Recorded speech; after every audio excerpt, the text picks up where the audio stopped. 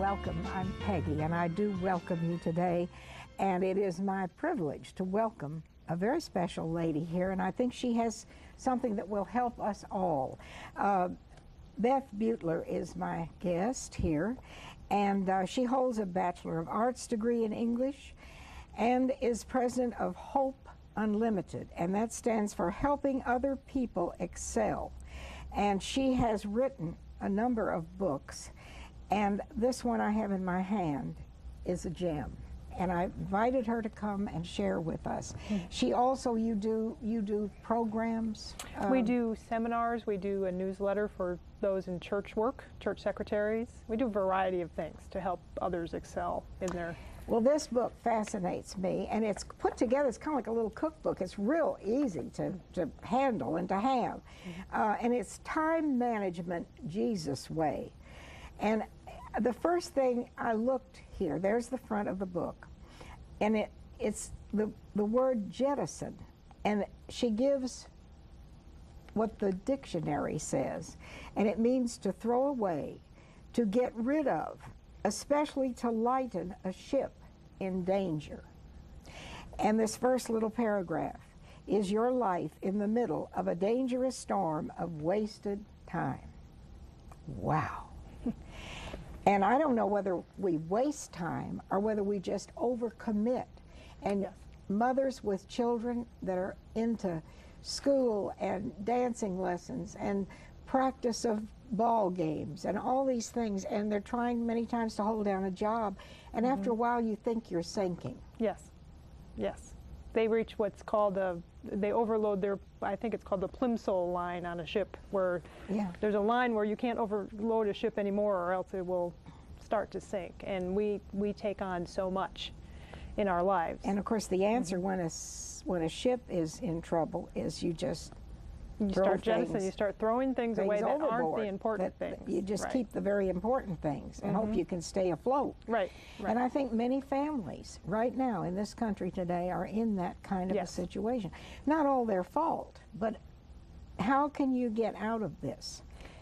Well, I think that one of the problems that we are experiencing in our country is that we can't say no to things, for one thing, and we think that we need to have all kinds of activities in order to fulfill our lives, that our children have to be involved in everything, that they have to excel in school, and everything's measured tangibly, how they play sports, how their grades are, and as adults what kind of money we make, and our career aspirations and all that. And our priorities become farther away from just relationships, a relationship with God, a relationship with people, and our life becomes our to-do list, that we have to run our child here or there, or our job, it becomes very demanding. Or volunteer work, and all of these even things good are things. worthwhile. You're not saying any of these things in and of themselves are bad. No, no, it's just that we have become more stressed out than God has designed us to be. I've heard it said once by a popular speaker that, imagine God looking down on you and saying,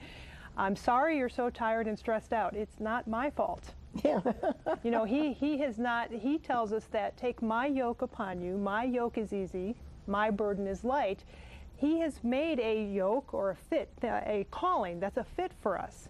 And when we take on more than what God wants for us, we start feeling worn out and overwhelmed. And I don't believe that God wants us to live at that state constantly. There may be a few seasons here and there where definitely we do have to utilize a lot of energy. But over time, if we are constantly, years and years, living at that level of stress, I don't think that pleases God. And I struggle with that some myself. So now you talk about in here about Jesus' way. Yes.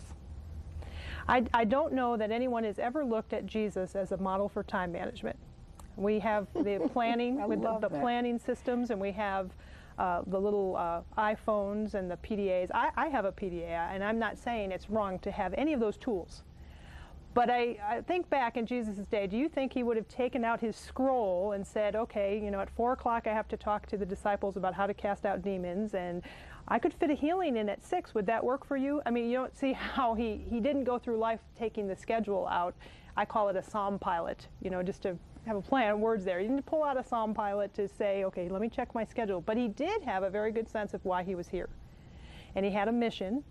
and he had relationships, and he did take control of various things, which we deal with in the book. He had certain boundaries, but it was about relationships for him, his relationship with God and his relationship with people. It wasn't about the tasks so much of get this done, get this done, get this done. So maybe we need to think more about relationships. And you mention in here a number of things. Each little paragraph, and it's the kind of thing you can put on your night table and read before you go to bed and go to sleep at night. There's a chapter in here, and the chapters are, 3 or 4 pages, so you can think about these things. And one in here about poor choices. Yeah, sometimes we make our schedule and our list based on, we don't really think about it. We don't pray about what we're supposed to be doing, but it's not because of the demands of others. Yeah. We feel pressured. I've also heard it said that it's a badge of, people think it's a badge of honor to say, I'm so busy. When you ask someone, how are you? Oh, I'm just so busy. And I think that a good response to that may be, I'm sorry to hear that, rather than being so impressed that someone is involved in so many things. When someone's overloaded, that's not really something to admire.